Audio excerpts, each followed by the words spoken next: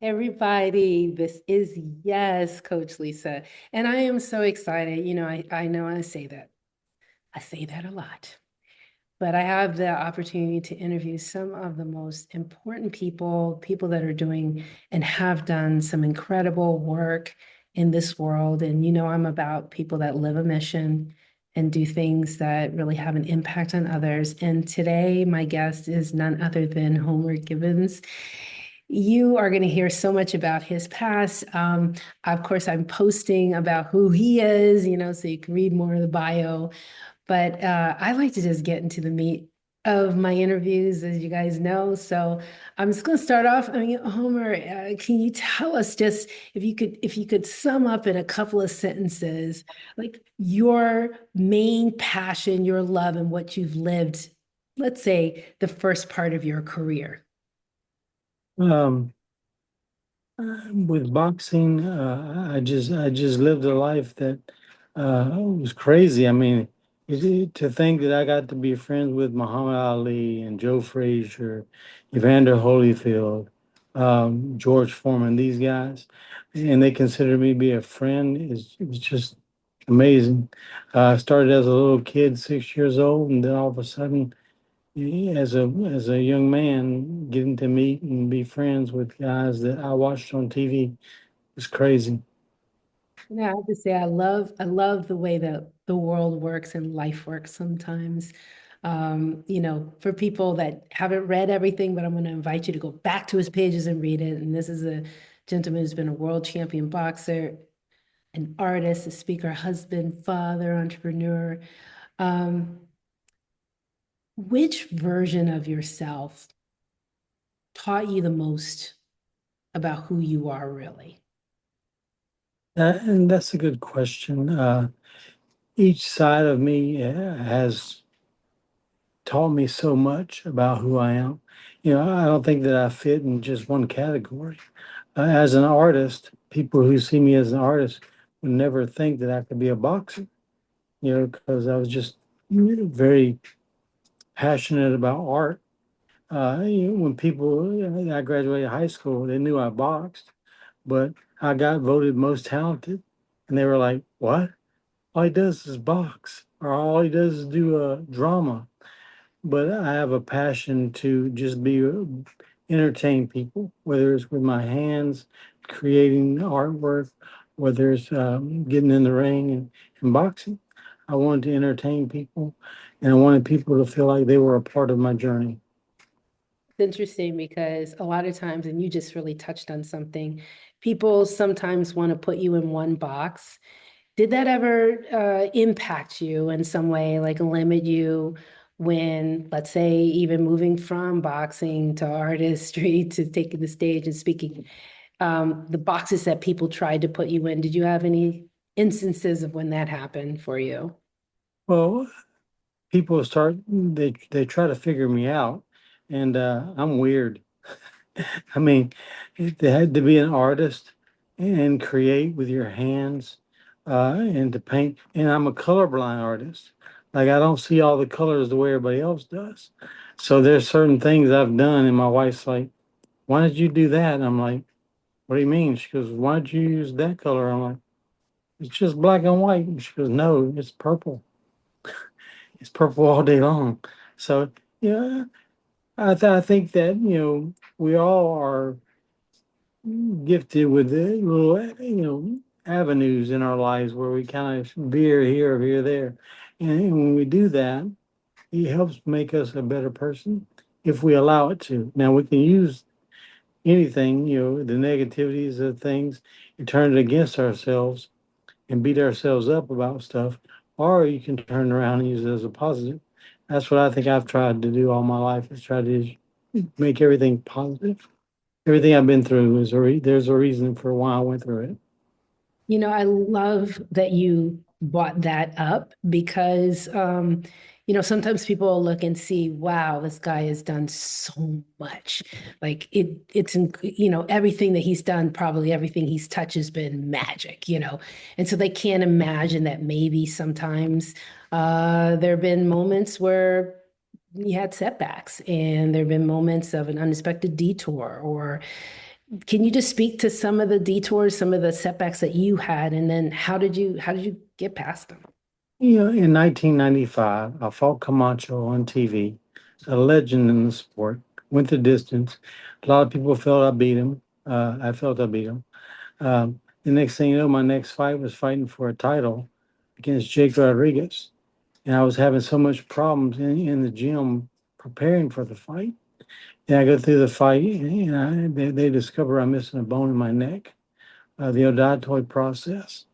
And it's kind of, it's the second vertebrae of your neck. So it's kind of critical. And to know that I was going into the ring with that, the doctors forced me to quit. They forced my retirement. Well, I started going through a divorce. I needed something to do with all that anger that I had. I was like, they can't tell me I can't fight. I'm gonna fight again. And then in 1998, I got recommissioned to fight.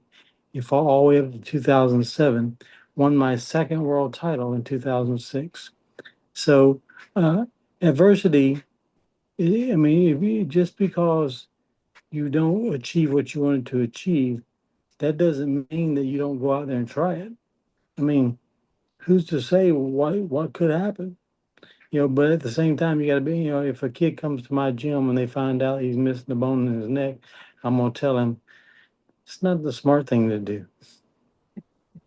Well, I can just only imagine how you really were of the you can't tell me at that moment in time, but you had a whole lifetime of wisdom and experiences that you were bringing into that decision.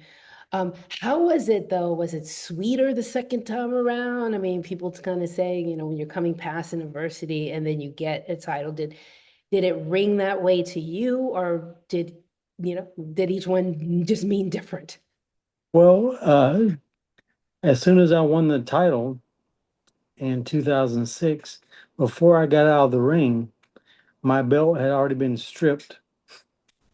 So it wasn't as glorious as people think. There's a lot of politics in boxing, and it's just corrupt. But, I mean, I just smiled, try my best to be a light to people that are watching. And I always brought young men with me to the boxing so that they could see how I respond, how I act. So I wanted to be a somebody that led them in the right direction. Can't say it's always been the way, but I've tried that for the last, Lord, 20, 30 years, just being a positive example. So you're telling me that you're not perfect. So I'm not perfect. If I had my kids on here, they'd tell you, "Oh, he's not perfect at all." welcome to the human race, all right? Um, so it's really interesting because, some people can have some of the just just the amazing accomplishments that you've had. And you talked about some of them. You could really spend a lot of time in any of the categories I mentioned. We are going to talk about some of the things out the ring, but um, to get to those levels. And then when you retire, you've heard about it. You probably could give some mention to some people that once the one thing that they work so hard to do comes to an end, they have a hard time finding the next. Um, was there moments for you that it was like, oh my goodness, so I'm not boxing. What do I do? Who am I? And if it was like, how did you make it through that?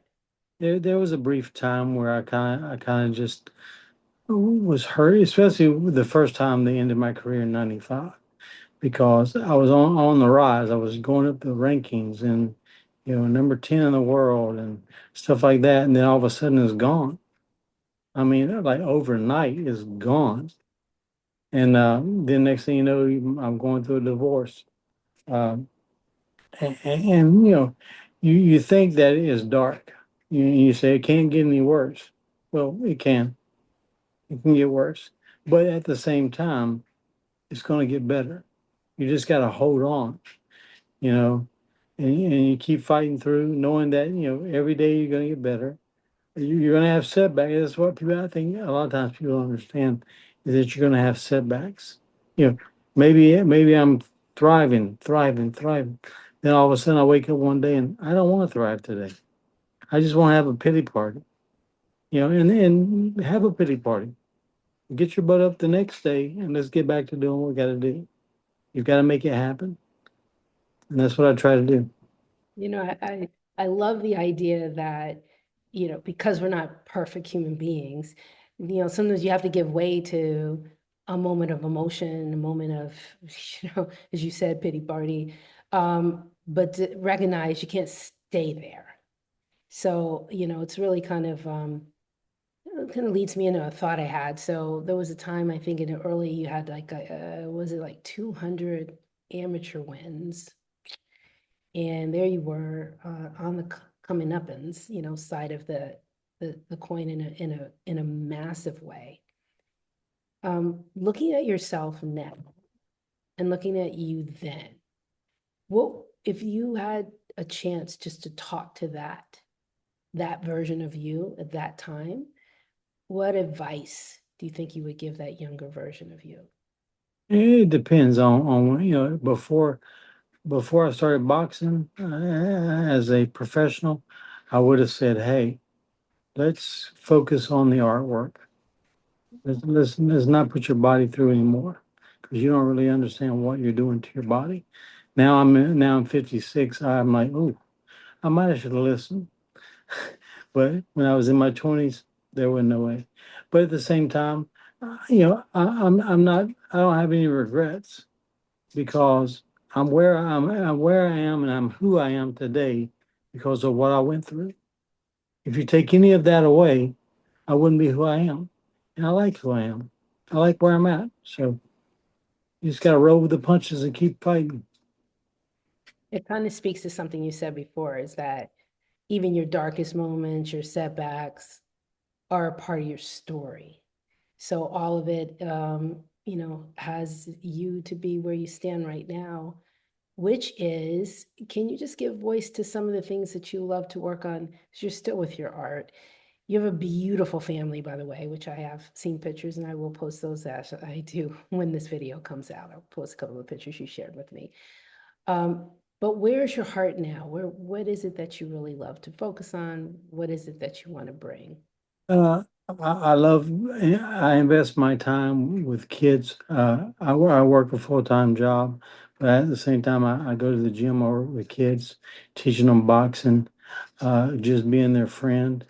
I also work with people who have Parkinson's and, just working on their mobility to try to regain some of that back and, you know, impacting people's lives. It is best I can. Um, some people need me to be an ear just to listen. Some people need me to be somebody that, comes and cuts your grass. It's just being involved in people's lives. They don't know that you care. I can't tell you how powerful that is, because one of the things I think that science is really caught up with is that we need one another. That, we've gone through a period of saying, oh, self-care, but it really is a kind of a co-care, that you have another person that is looking and caring for you as that you care for them as well. Um, so it's interesting because it sounds like you're working all different age ranges, because Parkinson's is one generation and then the children are another. How do you find working with those very, very different demographics? And is there a kind of a passion or where your love is most these days in the work that you do? My passion is people. The world gives us so many things to break us down. They wanted to divide us on age. They want to divide us on color. They want to divide us on everything. But we have more in common than we have apart. So focus on the positives. I mean, just like in marriage, if I focus on the negative things my wife does, I want out tomorrow. But I focus on the positive things, you know, the things that, make me want to stay, that make me want to get up and go to work and keep her home with the kids, those kind of things. And that's what we need. The Bible says, on the good things, think on the good things. And that's what we need to do. So are you very connected in with your church or is your family? How is that, how does that play into your life now? And maybe your life as, even a young boy until now. Well, as a kid, my mom we worked hard, and she just needed some peace and quiet on Sunday for a few hours. So she's like, the church bus comes through the neighborhood, you get on it. And that opened the doorway for God to start pricking my heart. And then like I say, going through everything I went through, and I met my wife 25 years ago, and we've been together for 25 years, been married 24, or about to be 24, and just man, I can't imagine my life any other way. But you know, God's working on me still. There's a lot to work on. I'm stubborn as all get out. I'm gonna do things my way, and sometimes God's got to smack me around a little bit and go, yeah, I want it done my way. Think that's you don't stand alone in that. So you have a lot of company in that. Um, is there something that you're really looking forward to? Is there something that, I don't know, a program, a piece of your passion that you've yet to really tap fully? When you dream for the future, what are some of the things you think of? I just shot a small, low budget film with Eric Roberts, and it was fun doing stuff like that. I love using that side of my repertoire as well, doing the acting. I love doing the artwork. I love working with boxing, being in people's lives and helping people make changes. The kids bring me their report card, because like I tell them all the time, it doesn't matter if you know how to box. If you don't know how to read, we got a problem. We got to work on that. So I want to make sure that I'm investing in them and making them better. And my children as well. I want to make sure that my children are doing the right things. And who knows? I mean, it takes a community to raise a child, and it really does. Love that. And I think I love the fact that you pour in, yeah, you talk about family, but then you're talking about community, which is like an extended version of our families. Um, is there, I was interviewing someone recently and we were talking about the idea of legacy, what we leave behind. Do you give thought to that? And if you do, how do you see your legacy? What do you hope your legacy will be? My children are my legacy. You know, they are going to carry on what I've given them, and there's nothing that I mean, the titles that I won, one day they'll be just dust in a box, or so those things, although they meant a lot to me at one time, they're going to go away. They're going to fade away. Why you invest in somebody's life and change someone's life in their direction or their path where they were going? If you can do that, man, you have just changed someone's world. And that's what I want to do with my life. I want my life to touch others. That's beyond powerful. Sometimes people have a word or two words that best describe their heart, who they are. Are there any words that, if I hear that word, I kind of think of you? Do you have any words that come to heart, come to mind? I hope to always be thought of as a warrior, but the funny thing is, if you watch the videos of my fights, a lot of times they always say, he's such a nice guy. He's such a nice guy. And I feel like, hey, I'm a nice guy until you get me in the ring, and then I'm not nice anymore. Yes, I don't even know if there is a better way to conclude our time together. I would say that I can see the warrior that has been the person who has had the resilience to make the transformations in your life that you've been able to do over and over again. And that just stands as a testament and a lesson left behind that many people will benefit from. I want to personally thank you for coming in to the blogcast, sharing a little piece of you. I just would love to invite you back when you have, maybe you want to do an art show and bring in all your art next time, or if you want to talk about something specific, but please mine. I'd love to have you back and just share another piece of your life. You definitely have made a major impact on the world, and I think you're going to just continue to do so. So thank you so much. Thank you, Lisa. God bless you.